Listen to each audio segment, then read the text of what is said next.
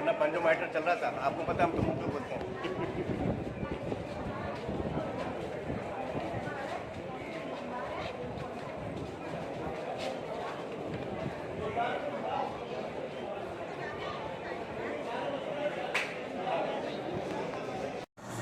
बिस्मिल्लाहिर्रहमानिर्रहीम, अस्सलाम वालेकुम। मैं हूं शाहिद सकलैन और आप देख रहे हैं मेरा यूट्यूब चैनल। आज 9 जून है, जुमेरात के दिन है और आज की इस वीडियो में एक बार फिर हम बात करेंगे दुआ ज़हरा केस के हवाले से। बहुत इंपॉर्टेंट डेवलपमेंट्स आज के दिन में, बहुत सारी डेवलपमेंट्स हुई इस इशू के हवाले से। मैं पहले वीडियो आमिर लियाकत साहब का इंतकाल हो गया था उसके ऊपर की, लेकिन ये जो वीडियो है आज जो है ऐसी कुछ चीज़ें हुई हैं जिसके ऊपर सब हैरान हुए हैं, परेशान भी हुए हैं और जो अदालत में कार्रवाई हुई उसके ऊपर जज साहब भी हैरान हुए हैं और उन्हें जो है क्या कुछ हुआ, ये सारी तफसीलात आज आपके सामने रखूँगा। सिंध हाई कोर्ट ने ऑर्डर किया था और सिंध हाई कोर्ट ने जो ऑर्डर था उसके बाद शेल्टर होम जो है वो शिफ्ट कर दिया गया था दुआ ज़हरा को निमरा काज़मी के साथ। ये दोनों एक ही शेल्टर होम में थी।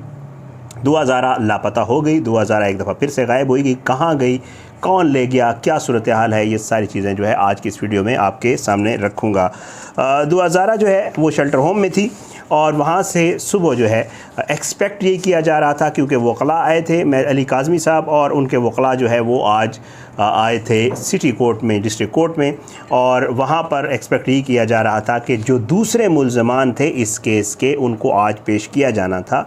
और उसके अलावा एक्सपेक्टेड यही था कि 164 का स्टेटमेंट भी होगा दुआ ज़हरा का सिटी कोर्ट में। लेकिन जुडिशल मजिस्ट्रेट शर्की की अदालत में जो है आज इसकी समाअत थी और वहाँ पर आज दुआ ज़हरा और ज़हीर को पेश किया जाना था। इंतज़ार जो है वो होता रहा, इंतज़ार करते रहे दुआ के वालिद और उनके जो वकला हैं, लेकिन बाकी मुल्ज़मान को तो पेश कर दिया गया जिसकी वीडियो आप देख चुके हैं, लेकिन दुआ ज़हरा और ज़हीर ना आए। पता करने पे पता चला कि दुआ ज़हरा और ज़हीर कराची में ही मौजूद नहीं हैं और उनको जो है वो शिफ्ट कर दिया गया लाहौर। इतने जल्दी कैसे हो सकता है, क्योंकि रात के वक्त जो है वो पता किया गया था तो दुआ जो है वो शेल्टर होम में मौजूद थी और सुबह तक भी यही इत्तलात थी कि वो शेल्टर होम में मौजूद है और ज़हीर जो है वो पुलिस कस्टडी में तो खैर नहीं था लेकिन पुलिस के साथ था। तो बहरहाल जी ये सारी चीज़ें गुज़श्ता रात हुई, लेकिन आज दुआ ज़हरा कोर्ट नहीं पहुँची। दुआ ज़हरा कहाँ गई? लाहौर शिफ्ट कर दिया गया सुबह सवेरे, और वो भी ऐसे नहीं, जहाज़ के ज़रिए बाय एयर टिकट्स करवा के बाकायदा तौर पे जो है उनको, ज़हीर को और दुआ को जो है वो लाहौर भेज दिया गया था। अब ये क्या हुआ, किसने भेजा, क्या सूरत हाल है, इसके ऊपर आगे बात करते हैं। लेकिन आज कोर्ट में जो कुछ हुआ उसकी जो है चीज़ें मैं आपके सामने रख देता हूँ। दुआ ज़हरा अब जो है कराची में मौजूद नहीं है और अब शायद कभी जो है कानूनी महाज पे तो काज़मी साहब कोशिश भी कर रहे हैं, उन्होंने एहतजाज का ऐलान भी कर दिया और जो है सारी सूरत हाल है। लेकिन चलें ये करते हैं कि हम पहले आप ये अली काज़मी साहब जो है उन्होंने दुआ ज़हरा की पेशी के मौके ऊपर जो बात की है कि उस दुआ को पेश नहीं किया गया, आगे उनका क्या लाया अमल है, पहले आप ये सुन लें, फिर आज जो कोर्ट में हुआ है वो मैं आपको आगे चल के बताता हूँ। देखिए, मैं इस वक्त सिटी कोर्ट में खड़ा हूँ। आज यहाँ पे ट्रायल कोर्ट के अंदर मेरी बेटी को प्रोड्यूस करना था। अनफॉर्चुनेटली पुलिस ने सुबह 7 बजे की फ़्लाइट से मेरी बच्ची को लाहौर भेज दिया है ज़हीर के साथ। मुझे अभी तक इस केस में कोई इंसाफ नहीं मिला और अब मैं दिल बर्दाश्ता हो गया हूँ और मैं सबको ये कॉल दे रहा हूँ कि वो आज शाम को कराची प्रेस क्लब में पहुँचे नमाज मगरिब के बाद और मेरे साथ मेरी काज को सपोर्ट करें। Thank you. टाइमिंग क्या है सर? आप ये समझ, आपने अली काज़मी साहब की गुफ्तगू सुनी, उन्होंने कहा कि जी हम वेट करते रहे कि दुआ ज़हरा को आज पेश नहीं किया गया। बहरहाल जी आज अली काज़मी साहब ने एक नई दरख्वास्त दे दी है जो है और वो ये था कि जी उन्होंने इसमें 3 पॉइंट्स जो है आज जुडिशल मजिस्ट्रेट शर्की की अदालत में इन्होंने नई दरख्वास्त जो दी है उसमें 3 पॉइंट्स इन्होंने उठाए हुए हैं। आज अदालत में पेश हुए। अल्ताफ़ खोसो साहब जो हैं वो ख़ुद पेश नहीं हुए, उनके जो है एसोसिएट पेश हुए थे और इनका यही कहना था कि आज 164 का बयान होना था। इन्होंने 3 पॉइंट्स उठाए हैं इस दरख्वास्त में।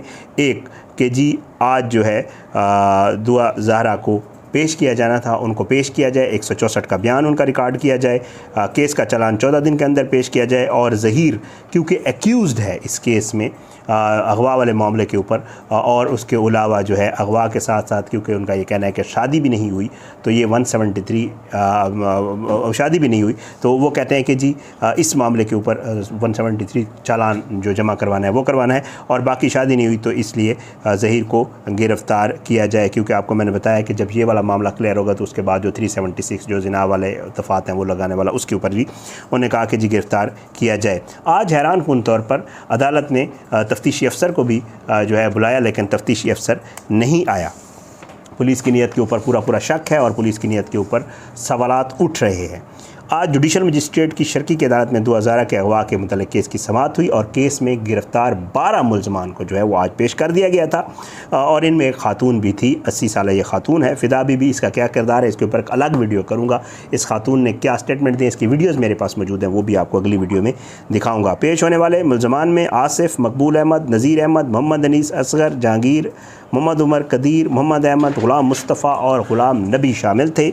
और जो है तफ्तीशी अफसर जो है उसने आज अदालत ने पुलिस से कहा कि केस का मरकज़ी मुलज़िम ज़हीर कहाँ है। अदालत ने कहा कि ज़हीर क्यों पेश नहीं हुआ, तो इसके ऊपर जो है तफ्तीशी, क्योंकि जो पुलिस की टीम आई थी आज तफ्तीशी नहीं आया हुआ था, तो DSP शौकत जो है उसने ये कहा कि जी मैं तफ्तीशी अफसर नहीं हूँ।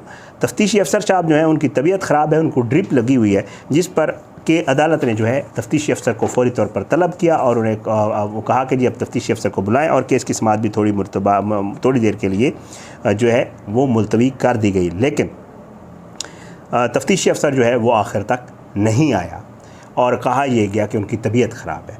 बाद में जब इससे पूछा गया DSP से कि जी कोई मेडिकल सर्टिफिकेट कोई चीज़ तो दे दें जिससे पता चले वो बीमार है, वो भी वो प्रोड्यूस नहीं कर सके। तो इसका मतलब यह है कि तफ्तीशी अफसर साहब भी खुद जानबूझकर मौके से इधर उधर हो गए थे।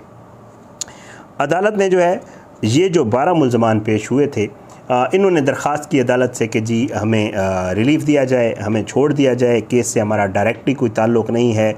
ज़ाहिर उन्होंने अपनी एक प्ली ली कि जी हम इसकी तफ्तीश में जिस वक्त भी हमें बुलाया जाएगा हम शामिल तफ्तीश होने के लिए तैयार हैं, तो हमें रिलीफ़ दिया जाए और हमारी ज़मानत की जाए। बहरहाल अदालत ने जो है इन मुलजमान का जो है वो 10 मुलजमान जो थे इनमें से उनको रिहा करने का जो है हुक्म दिया, और इनका अदालत ने मुलजमान का नाम जो है मुकदमा से खारिज करने और मुलजमान को ज़ाती मचल के जो है वो जमा करवाने का हुक्म देते हुए तफ्तीश में जो है ज़रूरत पड़ने पर मुलजमान को पुलिस से ताउन की हिदायत की, और इन लोगों ने अपना एफिडेविट भी जमा करवा दिया 10 जो मुलजमान हैं, और इनको जो है इस मुकदमे से खारिज करने का आज जुडिशल मजिस्ट्रेट शर्की ने जो है वो ऑर्डर कर दिया। 2 लोग जो हैं उनको अभी तक रिहा नहीं किया गया है, उनको जुडिशल कर दिया गया है, यानी जेल भेज दिया गया है। उसमें एक जो है वो निकाह खान है और दूसरे जो है उस केस के गवाह हैं मुस्तफ़ा, और जो दूसरे शख्स हैं असगर। इन दोनों को जो है वो आज बाकायदा तौर पर अदालत ने भेज दिया जेल।